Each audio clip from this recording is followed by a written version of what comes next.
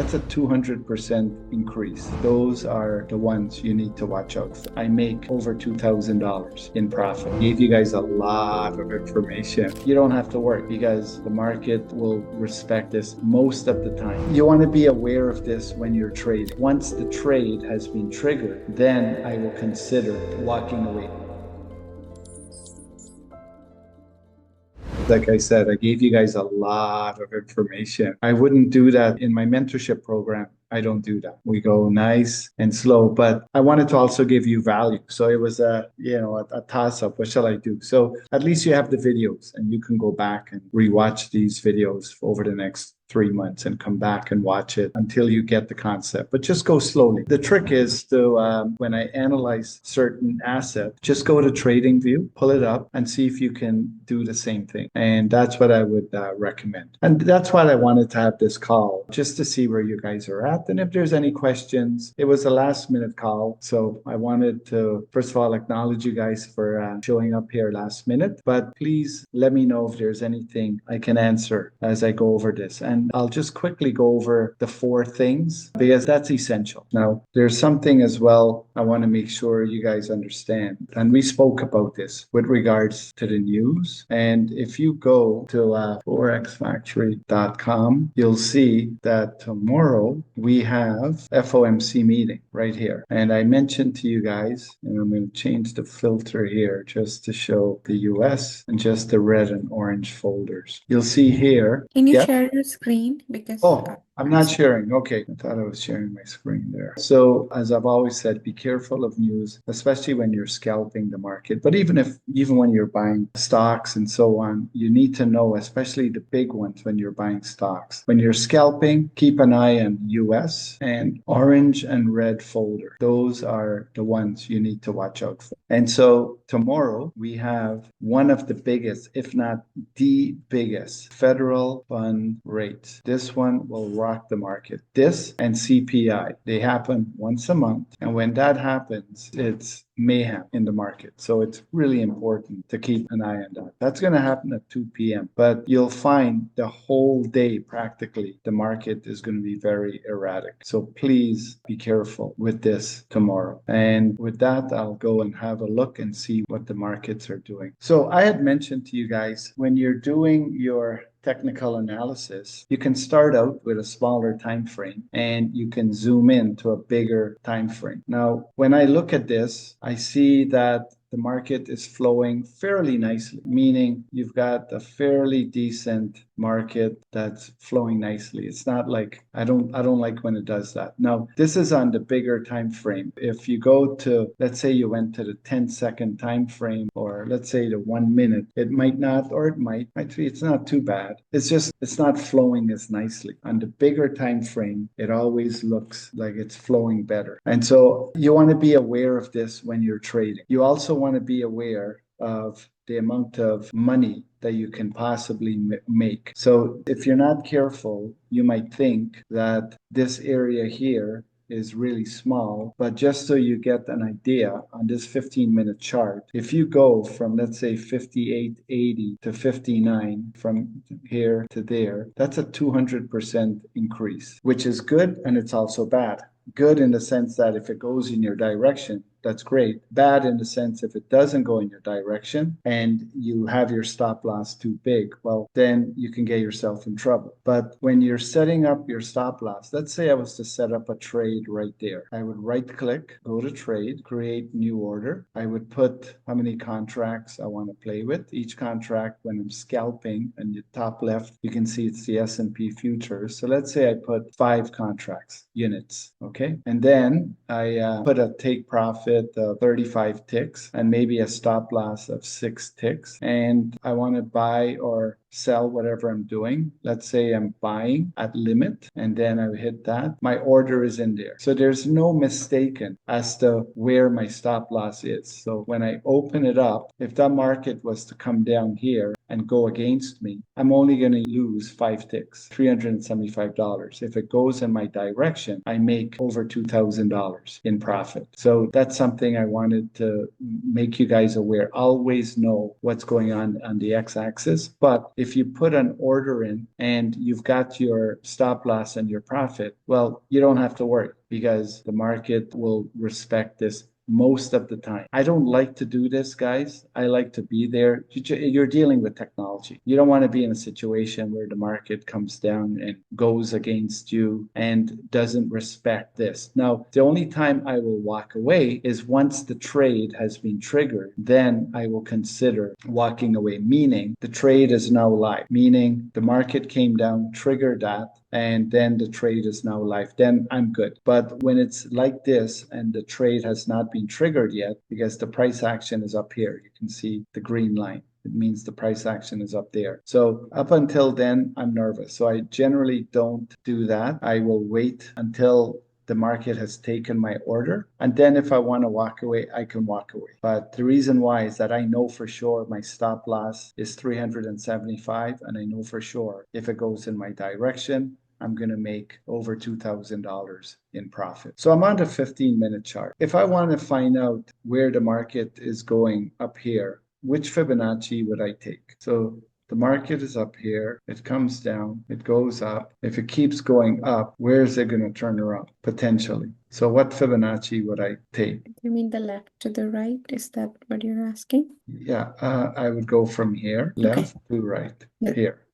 And then I would see what lines are there, what Fibonacci lines. So yes, great. So I take that. Now I've got an area up here or here that I could consider where the market might want to go to. Now, what if the market decides it's coming down? I could use these lines, but there's a better Fibonacci. So I could leave those lines there. It's just not as strong. So I could leave them there. And what sometimes I'll do is I'll put it in the background and I'll keep it maybe really thin or something that doesn't mess me up, or just remove it. Because if I'm looking in this area, there's another Fibonacci. Which Fibonacci would I take? Remember, every time we look at the market, we want to see where the market is going to retrace and how far it's going to retrace. So you just have to always think of it like if the market is going up from there, where is it going to come down to? So I need to have lines there. The market is right here. It's right at the top. It might not go down here. It might decide to go up. Let's do that. So if I go and take a Fibonacci from here to there, where is this market going to potentially go to? Well, we've got all of these lines. And what I'll do is I'll go and put some memory line. So I can go and put a memory line right there. I can put a memory line up here and maybe here, here. I can put as many as I want, memory line. It doesn't mean I'm necessarily going to trade off of them, but it gives me an idea. And some of them, they tend to be a little bit more important. This one hit there and over here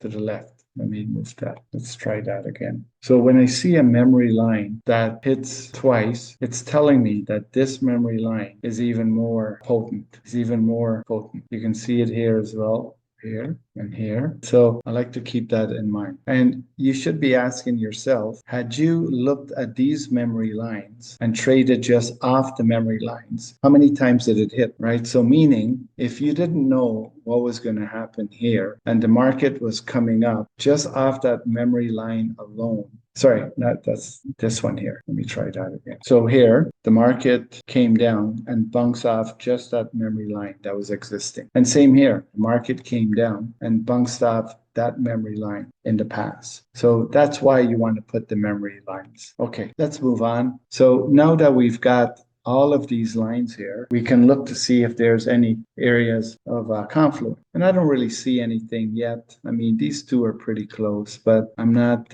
loving it. But I can take another Fibonacci from here because I want to know if the market goes from here and comes down, where is it going to retrace based on this Fibonacci? We already took it from this Fibonacci, that's the yellow one. I'm going to take it from that smaller one. So let's grab this here and I'll change the color so I don't get confused. And now I can go and see if I see anything here. And right away, I can see why the market came and turned around right here. The market came and bounced off this line and went up and gave a lot of money right there. In fact, if you go to the 1 minute, you'll see what I mean. It came twice in that area there. That's only two confirmations, but it came twice in that area. And this is on the 1 minute chart. I would have taken a Fibonacci from here to there to get even more confirmations. And you will notice that's exactly what happened. That 88% line is right there. So you had three lines in a very tight area from here 86.25 to 87.50. That's only 5 ticks. That's my stop loss typically. And look how much money it gave us. It went from here, 86.50 to 94.75. That's over 60% return. So if you were playing, let's say, with $2,000, you would have risked a few $100s and you would have made $1,200 in profit had you gone all the way with it. Obviously, we wouldn't have gone all the way. I would have had a runner maybe, but I might have gotten out a little sooner. And our stop loss we just discussed would have been under, once again, I just did that. Our stop loss would have been under this pink line here, the 88%, right? Because this is the Fibonacci that I'm using here. So my stop loss will be not this Fibonacci or this Fibonacci, it'll be here. And my profit, let's look at that now. So once again, I had three confirmations in a very tight area, only a 5 tick stop loss, which is very small here. So three confirmations. I would have put my stop loss right under there. Those are the two things out of the four. And then finally, I would have went and taken another Fibonacci from here to see how the market would have retraced. So if I went from here to there, and I'll change the color so that's not so confusing. So that's the white one. I would have gotten out here to here. So 86 to 91. That would have given a 30% return and then maybe have a runner go up. So if I'm playing with, let's say, 5 contracts, maybe 3 contracts, I would have gotten out there and then let the other 2 or let the other one go up. That's how you get your take profit, guys. You use the Fibonacci's to exit out. Now, the final one is the risk to reward. And we spoke about that earlier. You want to make sure before you enter the trade is 30% good enough for you. So you would have known before this trade even happened. If you're looking at this market to come down here, you would have said, okay, if the market comes to that my area, where will it retrace? So you would have had all of these lines and then you would have decided whether that risk to reward is worth it ahead of time. Any questions on that? Amar, during the class, you said about moving the stop loss when you're taking a trade. Yeah. Can you explain that one more time? Yeah, sure. So let's say the market starts to come down and you've got your stop loss. We said we want to keep it underneath, right? You understand that part, right? Yeah. Okay, good. Once the market gets there and it starts to move up, once it gets to the 11% Fibonacci, which we just did from here, once it gets to that line there,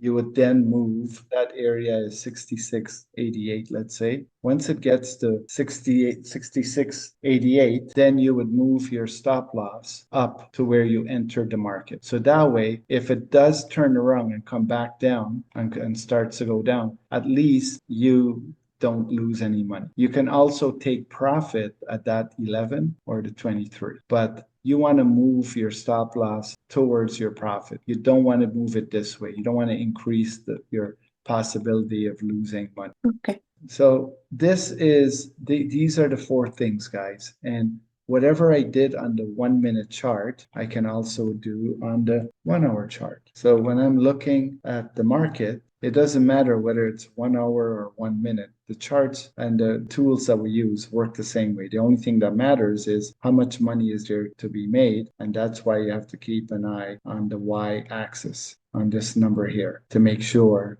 that there's money to be made in that trade. Because if there isn't, why take the risk? And obviously, on the 1 hour trade, the axis is much bigger, from 57.60 to 58. that's 4x, four times the money or profit you would make. So if you're playing with $5,000 and it goes from here to there, right, that's $20,000 profit. I use this when I'm doing options because I will stay in the trade for weeks or days to let the trade mature and go in the direction in which I am trading. See, it's hard to see the market moving when you are in a bigger time frame versus if I was to go to, let's say, the 10-second time frame, you will see the chart will move. I mean, there's no volatility at the moment, so it's not going to move a whole lot, but certainly a lot more. You can actually see the movement of the market, right? That's that green line there. But right now, there's not a whole lot of liquidity in the market. Even though the market is open, it tends to be slow. So slow, I can't even explain what I'm trying to explain to you guys here with regards to the movement because of the smaller time frame. But I think you guys understand what I'm talking about here. So this y-axis is extremely important when you're looking to see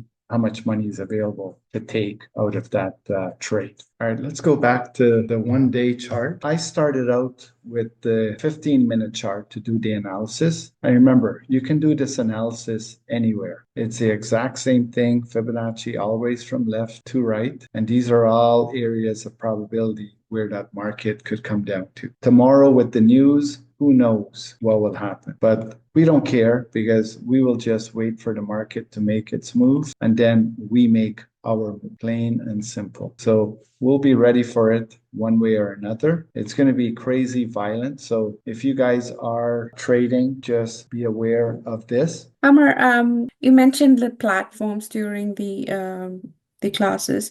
Like, so I tried to sign up for the Ninja Trader, Yeah. and it's having some technical difficulty, so I have reached out to them.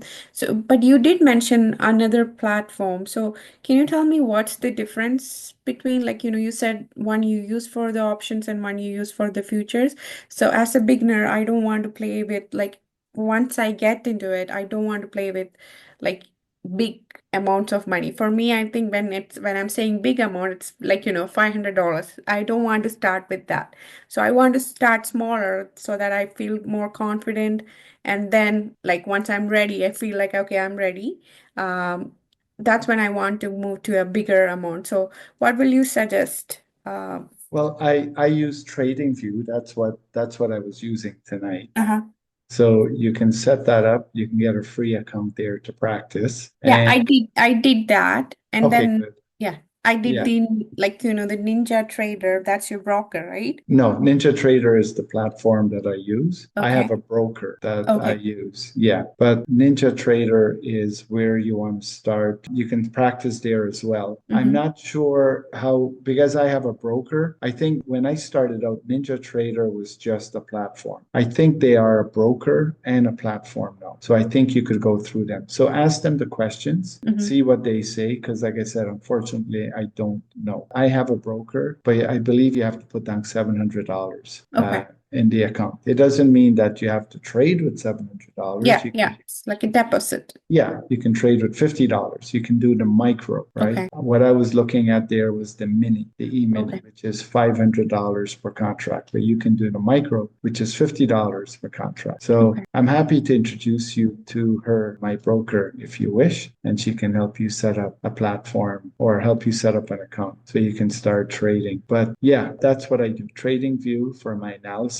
and Mm-hmm. Ninja Trader for my actual trade, because that's where my broker is connected to. Okay. And you did mention about something TD. That's where I do my options. TD Oh, Active Trader. I do options there. Does that make sense? yes, yes. Thank you. Yeah, you're welcome. Okay. Well, if you guys don't have any other questions, that's what I wanted to share with you guys tonight. Those four things, I just wanted to reinforce it and just go over it again. But everything I did here tonight, it's in those videos that we did last week. So just go over it, take your time, and just practice. Just practice and wait until you get the concepts. We've had a few people signed up with our mentorship program, which is great. And if that's something you want to do later on, I'm happy to talk to you guys about. But put the time in, guys. Put the time in. You guys heard Brian Savage speaking last week, the hockey player. He knew nothing about trading. And 3 months later, he's up $2,200. Two losses,